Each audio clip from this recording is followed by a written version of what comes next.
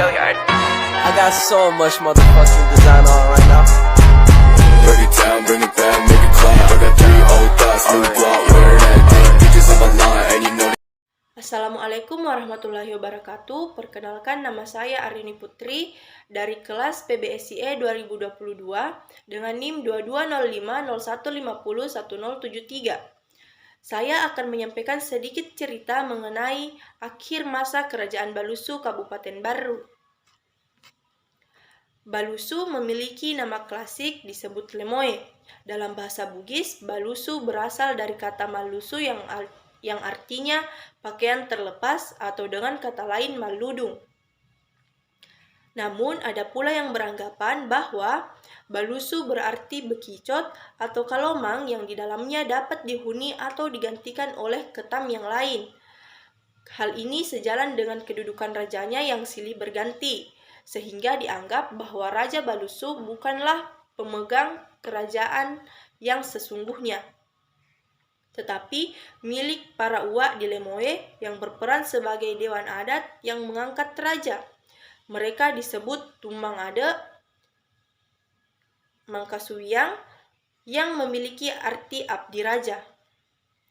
Tercatat ada 3 soraja di Kerajaan Balusu yang dibangun oleh Peta Sule Datue, yaitu Lamat Tandru yang dibangun di Lapasu dan Lamacang serta Lapinceng yang dibangun di Bulu Dua.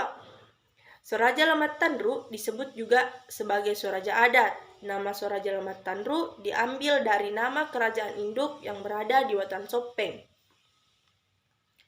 Pada tahun 1900 Masehi, Belanda mulai menyerang Balusu melalui wilayah pesisir Takalasi dan bawah Saloe, sementara pasukan Balusu yang berada di bawah kepemimpinan Peta Sule Datue melakukan perlawanan menggunakan senjata Labolong Ringgi dan keris sakti Lambabelo. Pertempuran tersebut terjadi selama 2 hari 2 malam, sampai pada akhirnya pasukan Balusu dapat dipukul mundur dan menyisakan puluhan orang saja dari pihak Belanda. Banyaknya korban dari kedua belah pihak menyebabkan masyarakat menguburkan mayat korban selama 2 hari 2 malam, dan mayat pasukan Belanda dipisahkan dan dikuburkan di Lapasu. Sedangkan mayat yang tidak sempat dikuburkan dibuang ke Sungai Lampoko. Hal tersebut menyebabkan air sungai berubah menjadi warna merah seperti sungai darah. Setelah pertempuran yang pertama, Belanda kembali melakukan serangan yang kedua kalinya dengan jumlah pasukan yang lebih besar melalui darat dan laut. Akibatnya, Peta Sule Datue beserta pasukan terpaksa harus mundur ke daerah pegunungan. Puncaknya ketika Peta Sule Datue dan pasukannya melihat bahwa gudang persenjataan yang berada di Laroko sudah dibakar habis oleh pasukan Belanda yang mengakibatkan kekalahan total bagi Kerajaan Balusu.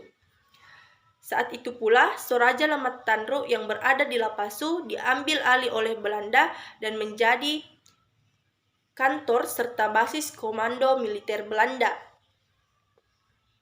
Tidak hanya itu, seluruh alat perang dan benda kerajaan disita oleh Belanda dan hanya tersisa keris Lambabelo. Karena kekalahan Balusu pada tahun 1905, maka pihak Belanda membentuk institusi baru di wilayah bersifat otonom yang disebut dengan Selbestur Sopeng Riaja, yang berada di bawah kepemimpinan kepala atau ketua bergelar tradisional Arung dan dibantu oleh Pak Bicara, Sulewateng, dan Kali. Soraja Lapinceng yang bertempat di Bulu Dua adalah bangunan yang tidak terkait oleh pemerintahan. Soraja Lapinceng dibangun sendiri oleh Peta Sule Datue untuk keluarga beserta ahli warisnya. 2 rumah besar yang berdiri pada tahun 1898 ini juga disebut Soraja Kembar dan diberi nama Lapinceng dan Lamacang. Soraja Lapinceng merupakan rumah panggung khas Bugis yang memiliki 2 tangga, satu berada di depan dan satu lagi berada di belakang. Rumah ini terdiri dari serambi atau yang disebut dengan lego-lego, rumah induk atau yang biasa disebut alebola, yang memiliki panjang 23,50 meter dan lebar 11 meter. Memiliki jumlah tiang penyangga sebanyak 35 buah, tiang serambis sebanyak 6 buah. Rumah induk atau alebola dibagi menjadi ruang tamu, ruang keluarga, ruang kerja raja, dan kamar tidur. Yang menjalankan pemerintahan di Kerajaan Balusu adalah para paketeniade sebagai arung setempat, terdiri atas matoa atau ketua adat dan didampingi juga oleh paketeni Pak Bicara, Sulewateng, Parenung, dan Jenang. Kerajaan Balusu adalah sebuah kerajaan parlementer. Yang menentukan kebijakan adalah para uak yang ada di dalamnya, yang memiliki kedudukan sebagai senator atau biasa disebut dengan Dewan Topak Banua. Peta Ribalusu keempat, yaitu Andi Muhammad Saleh Daeng Parani, telah dinyatakan kalah melawan Belanda pada Rumpana Balusu pada tahun 1905 Masehi.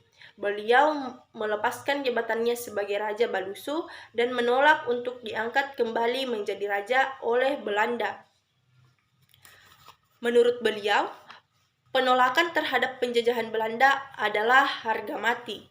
Sampai pada akhirnya beliau bersumpah bahwasanya barang siapa yang mendampingi Belanda untuk memerintah, maka generasinya akan hancur seperti abu di kemudian hari.